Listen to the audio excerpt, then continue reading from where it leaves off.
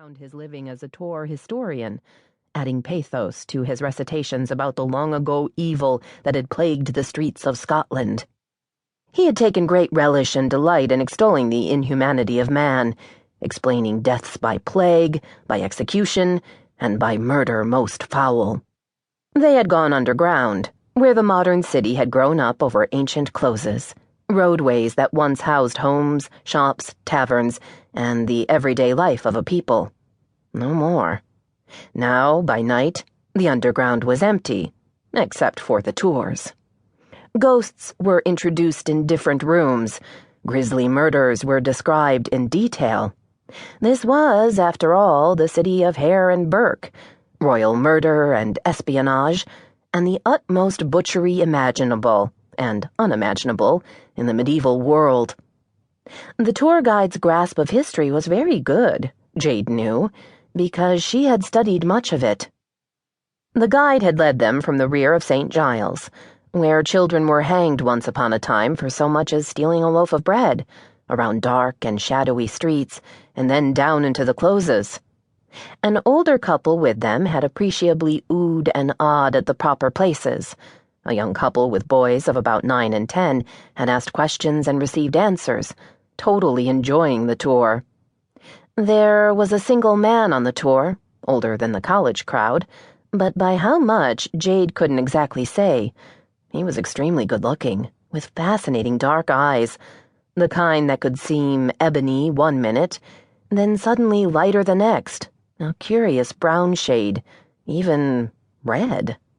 He was tall, very tall, perhaps 6'3", and because of his height he appeared lean, but having stood behind or near him at various stops along the tour, Jade knew that his shoulders were very broad, and that beneath the fabric of his well-cut suit coat he was probably nicely muscled.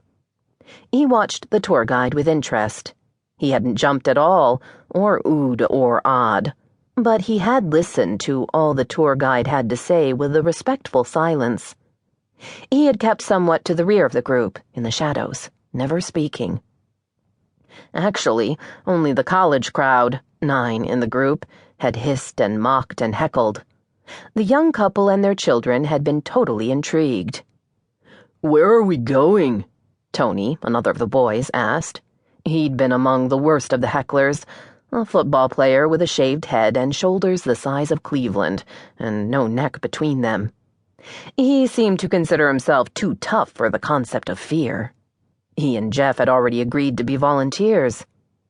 Pretending to be men branded as traitors, they had been lightly flogged with the guide's cat-o'-nine tails, and had turned their backs on the crowd for pretend disembowelment and hanging.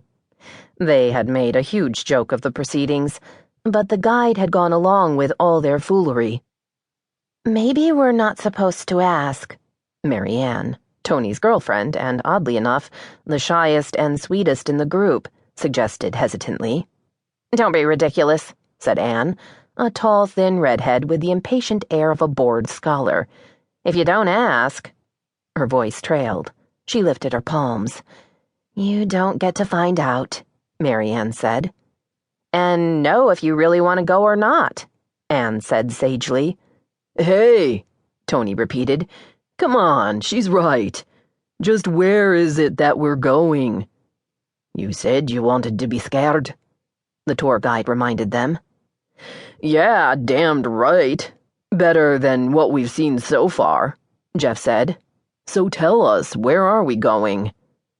"Down to the dead," the tour guide told them dramatically.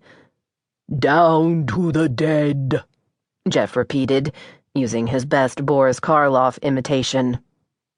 Jade happened to notice that the tall, silent man on the tour frowned slightly. He seemed to realize she was watching him. His eyes caught hers. They were dark, incredibly dark, black as the night. No, lighter again, weather eyes, ever-changing eyes. They were brown again, a brown touched by fire. For a moment she felt as if she couldn't turn away. A strange sense of warmth filled her. It wasn't just a feeling, she couldn't turn away. Or was she simply doing this to herself? "And where is that?" Sally